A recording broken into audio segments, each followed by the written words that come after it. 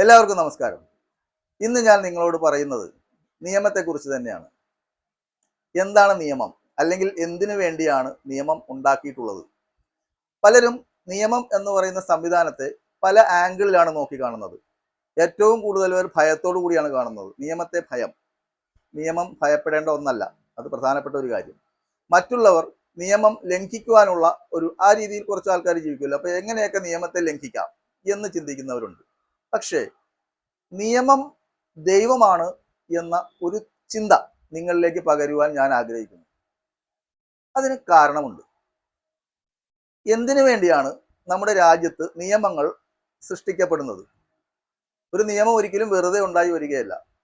സമൂഹത്തിൽ ഉണ്ടാകുന്ന കുറ്റകൃത്യങ്ങൾ, അല്ലെങ്കിൽ സാമൂഹിക വിപത്തുകൾ, അല്ലെങ്കിൽ പരിസ്ഥിതി ദോഷങ്ങൾ, ഇങ്ങനെയുള്ള സമൂഹത്തെ ദോഷകരമായി ബാധിക്കുന്ന പ്രവണതകൾ ഉണ്ടാകുമ്പോൾ അതിനെ നിയന്ത്രിക്കുവാനും ഈ ഭൂമി ഒന്നടങ്കം ഈ പറയുന്ന മോശം അവസ്ഥയിലേക്ക് പോകുന്നതിൽ നിന്നും സംരക്ഷിക്കുവാനും, അത് ഭൂമി എന്ന് ഞാൻ ഉദ്ദേശിച്ചത് എല്ലാവരെയും, മനുഷ്യരെ മാത്രമല്ല, മൃഗങ്ങളെ, പരിസ്ഥിതി, ചെടികൾ, മറ്റ് സംവിധാനങ്ങൾ, ഈ എല്ലാ സംവിധാനങ്ങളും ഒരു സസ്റ്റൈനബിൾ ഡെവലപ്മെന്റ് പോലെ എല്ലാം വേണം എന്നുള്ള രീതിയിൽ ഇതിനെല്ലാം ഒരു നിയമം മൂലം നിയന്ത്രിച്ച് സമൂഹത്തിന് ഗുണകരമായി മാറ്റിയെടുക്കുവാനാണ് ഓരോ നിയമവും സൃഷ്ടിക്കപ്പെടുന്നത്. ഒരു നിയമം ഒരിക്കലും വെറുതെ ഉണ്ടാവില്ല.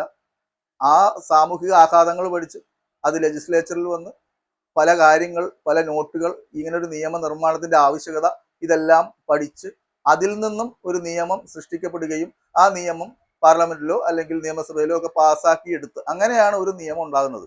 ഒരു ദിവസം കൊണ്ടൊരു സുപ്രഭാതത്തിൽ ഉണ്ടാകുന്ന ഒന്നല്ല നിയമം. അപ്പൊ നിയമത്തെ ഈശ്വരനെ പോലെ കാണേണ്ടതിന്റെ ആവശ്യകത എന്താന്ന് വെച്ചാൽ, ഈ നിയമം എന്തിനു വേണ്ടിയുള്ളതാണ്? നമ്മളെ തന്നെ സംരക്ഷിക്കുവാനുള്ളതാണ്. ഒരു പ്രശ്നം ഉണ്ടായി, നമ്മൾ ഒരു കോള് വിളിച്ചു, ഉടനെ പോലീസ് വന്നു, അവിടെ ഒരു നിയമ ലംഘനം നടന്നിട്ടുണ്ടെങ്കിൽ അതിനെ തടയുന്നു. അതൊരു നിയമം മൂലം അല്ലെങ്കിൽ വ്യവസ്ഥാപിതമായ നിയമം മൂലം സ്ഥാപിക്കപ്പെട്ട ഉദ്യോഗസ്ഥരാണ് വന്ന് നമ്മളെ സംരക്ഷിക്കുന്നത്. ഒരു നിയമമില്ലാത്ത സ്ഥലമാണെങ്കിൽ ആർക്കും ആരെയും കൊല്ലാം, ആർക്കും ആരെയും ഉപദ്രവിക്കാം. കൈകൊള്ളവൻ കാര്യക്കാരൻ. നമ്മളൊരു വഴിയെ നടന്നു പോകുന്നു, നമ്മുടെ കയ്യിലുള്ള വിലപിടിപ്പുള്ളതെല്ലാം തട്ടിക്കൊണ്ടുപോകുന്നു, ചോദിക്കാൻ പോലീസില്ല, അല്ലെങ്കിൽ അങ്ങനെ ഒരു സംവിധാനമില്ല. അപ്പോൾ നാട്ടിൽ കൊള്ളയും കൊലയും ഒക്കെ വർദ്ധിക്കും. ആർക്കാണോ ശക്തിയുള്ളത് അവർ ശക്തിയില്ലാത്തവരെ നശിപ്പിക്കും. ഇതാണ് നിയമവാഴ്ച ഇല്ലാതിരിക്കുന്ന, അല്ലെങ്കിൽ നിയമവാഴ്ചയ്ക്ക് ഒരു ബലമില്ലാതിരിക്കുന്ന സമയത്ത് നാട്ടിൽ സംഭവിക്കുന്നത്.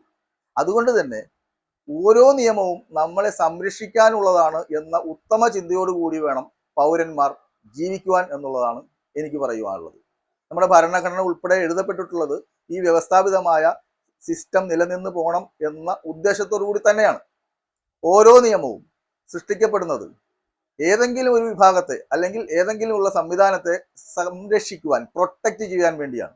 ഏറ്റവും ചെറിയൊരു ഉദാഹരണം, ഒരു ട്രാഫിക് സിഗ്നൽ, അവിടെ പച്ച ലൈറ്റ് തെളിഞ്ഞാൽ മുന്നോട്ട് പോകാമെന്നും, മഞ്ഞ ലൈറ്റ് തെളിഞ്ഞാൽ വാഹനം സ്ലോ ചെയ്യണമെന്നും, ചുവന്ന ലൈറ്റ് തെളിഞ്ഞാൽ വാഹനം നിർത്തിയിടണമെന്നും അതൊരു ചെറിയ നിയമം തന്നെയാണ്. ഒരു തിരക്കുള്ള സ്ഥലത്ത് അല്ലെങ്കിൽ തിരക്കുള്ള ഒരു ജംഗ്ഷനിൽ ഈ നിയമം നമ്മൾ ലംഘിക്കുമ്പോൾ, ഒരു മിനിറ്റ് ലാഭിക്കാൻ വേണ്ടി ഒരു ലൈറ്റ് നമ്മൾ ജമ്പ് ചെയ്യുമ്പോൾ അവിടെ ഒരു ആക്സിഡന്റ് ഉണ്ടായി. ചിലപ്പോൾ ആ നഗരം തന്നെ നിശ്ചലമായി പോകുന്ന രീതിയിൽ പലരുടെയും, അതായത് ലക്ഷക്കണക്കിന് ആളുകളുടെ മണിക്കൂറുകൾ തന്നെ നഷ്ടപ്പെട്ടേക്കാവുന്ന അവസ്ഥയുണ്ടാവും.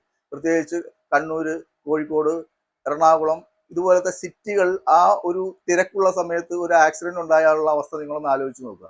എന്തുകൊണ്ടാണ് അങ്ങനെ ഉണ്ടാവുന്നത്? ഒരു വ്യക്തി നിയമം ലംഘിക്കാൻ ശ്രമിച്ചപ്പോൾ, ആ ഒരു വ്യക്തിയുടെ ഒരു മിനിറ്റ് ലാഭിക്കാൻ ശ്രമിച്ചപ്പോൾ. അതാണ് നിയമം ചെറുതായെങ്കിലും ലംഘിച്ചാലുള്ള കുഴപ്പം. നിയമം ലംഘിക്കാനുള്ളതല്ല, നിയമം അനുസരിക്കുവാനും പരിപാലിക്കാനുമുള്ളതുമാണ്. അതുകൊണ്ട് തന്നെയാണ് നിയമത്തെ ഈശ്വരനായി കാണണം എന്ന ഒരു ചിന്ത എൻ്റെ പ്രേക്ഷകരിലേക്ക് ഞാൻ സമ്മതിക്കുന്നത്. നിയമത്തെക്കുറിച്ച് ഒരുപാട് വിശദമായ കാര്യങ്ങൾ ഇനിയും പറയാനുണ്ട്. മറ്റൊരു വീഡിയോയുമായി വീണ്ടും വരുന്നവരെ വണക്കം.